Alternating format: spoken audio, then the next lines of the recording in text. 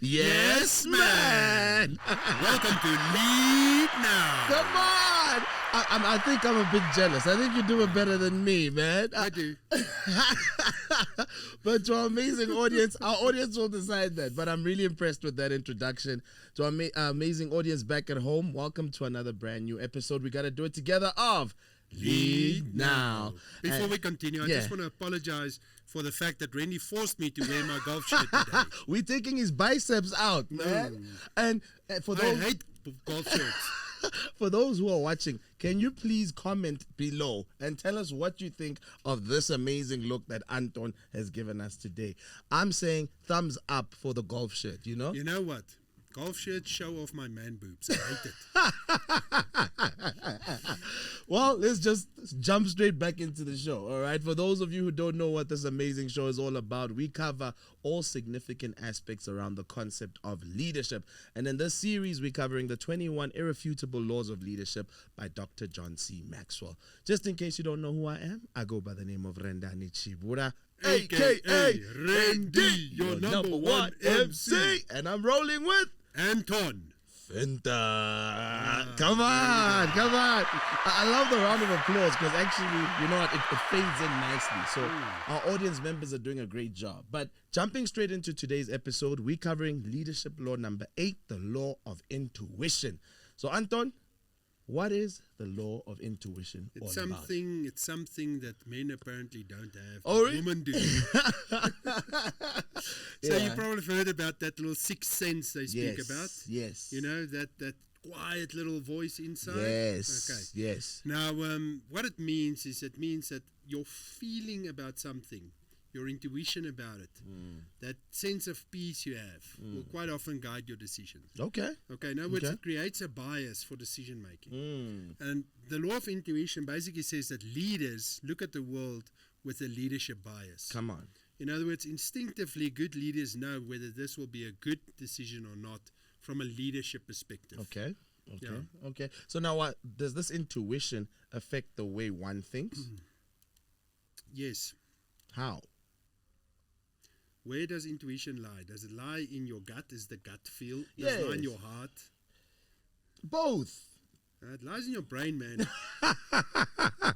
No, but it's a gut feeling.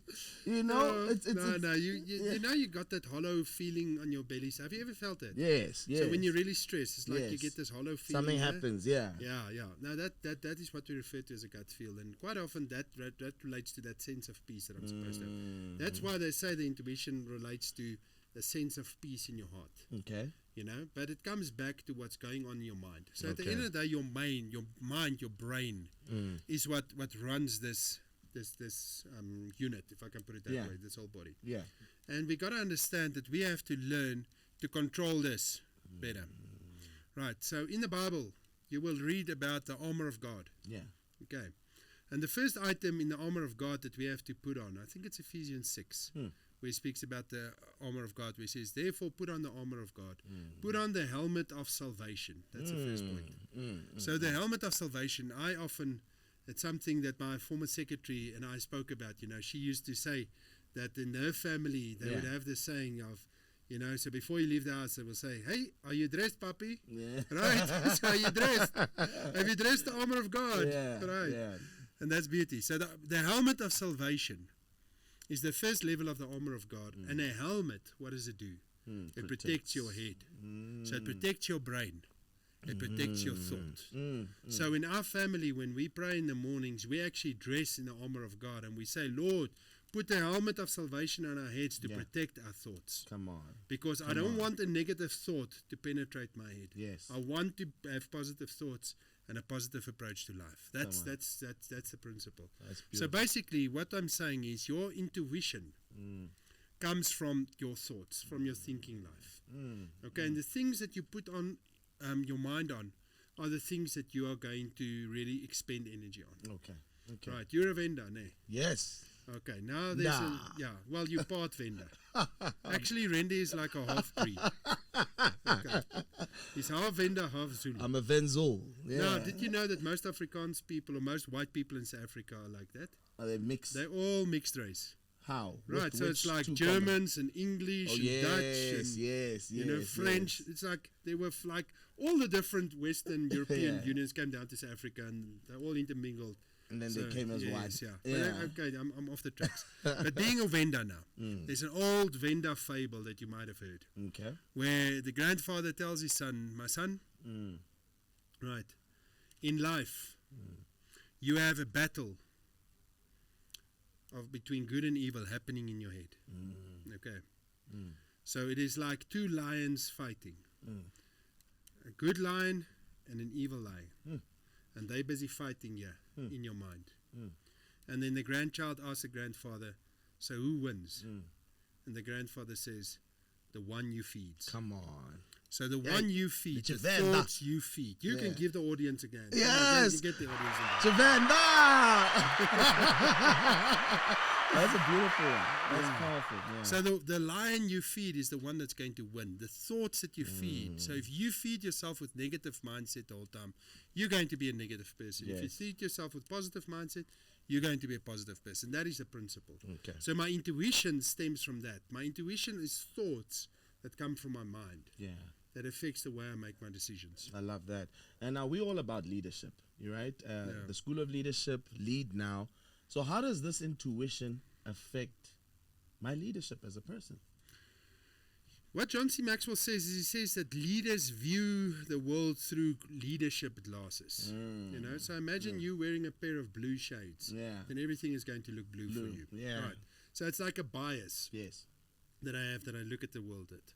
Okay, so it helps me with my decision making as a leader. Sometimes you are driven by that instinct. We just know instinctively this is the right thing to do. For example, in 1914, right, Henry Ford, who was the owner and starter of the Ford company, right, he did something unprecedented. So he doubled his employees' wages. But at that stage, what happened was he was losing traction in the market. The productivity went down. The quality went down. So he decided, instead of firing all these people, it's going to double their wages. He just felt this is the right thing to do, to get my guys motivated. And what happened was these oaks really bought into this. They felt so good about the fact that this guy did this for them. They started following their leader. And they bought into him as a leader.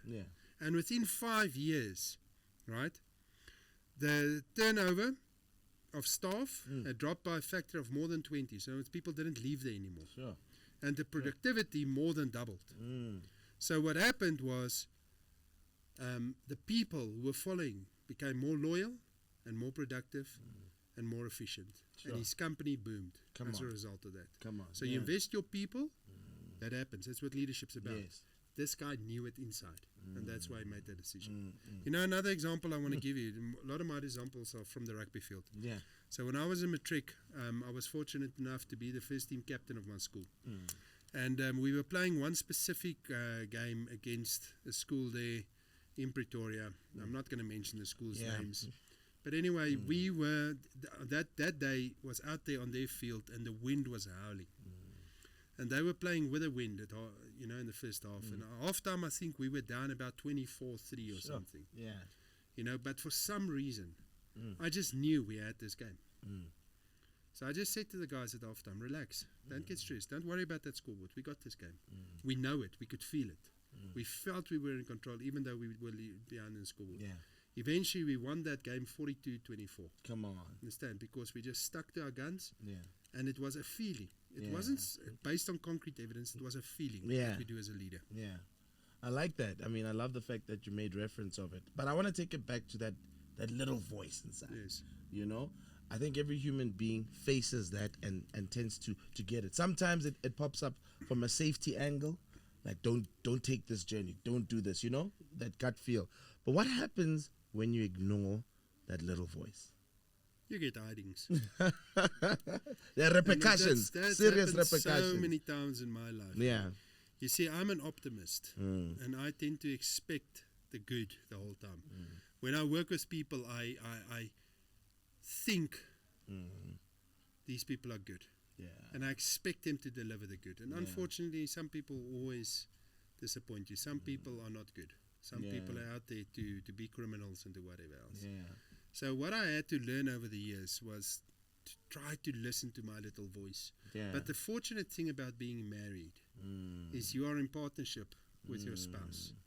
And my wife's got an amazing little voice. Yeah. So my mom always used to say, let the peace in your heart be the judge. You know, so that peace. So when we have to make a decision about stuff, I ask my wife, when she says to me, listen, I don't have peace about this, then I know, okay, we don't do this. Something is not Because right. something's going to go wrong. If she doesn't have that, then we know it's going to go wrong. Because with me, I will always just, man, ignore it. I'm looking at this opportunity. You know, and it happened to me. It happened to me with a massive investment that I had to make. I was convinced this was the right thing. So it was money that I inherited from my dad, and it was a person I trusted to put me in contact with this other person, and I invested my money, and the promise of the returns were amazing. I expected to make good money in a short while. That's what this guy promised. And my wife had this thing, and she said, I don't have peace about this. And I said to her, man, I'm sure it's going to work out. I trust these people, whatever. And I saw this opportunity. Randy, it's now 7 years later, and I still haven't seen a cent on that return. Oh my that goodness! investment. Yeah. So I'm hoping for the best. I'm still trusting the good heart of people, and I'm hoping that I will get a return on that investment one day. But I should have listened to my wife. You know? So I made a mistake that day by ignoring her little voice. Yeah, and I think, you know, to your wife and every other woman out there that's listening to that voice, you know, you deserve a round of applause. So we recognize you. And I think it goes to the guys. Take your wife's advice. Yeah, that even rhymed. Yeah. Yes.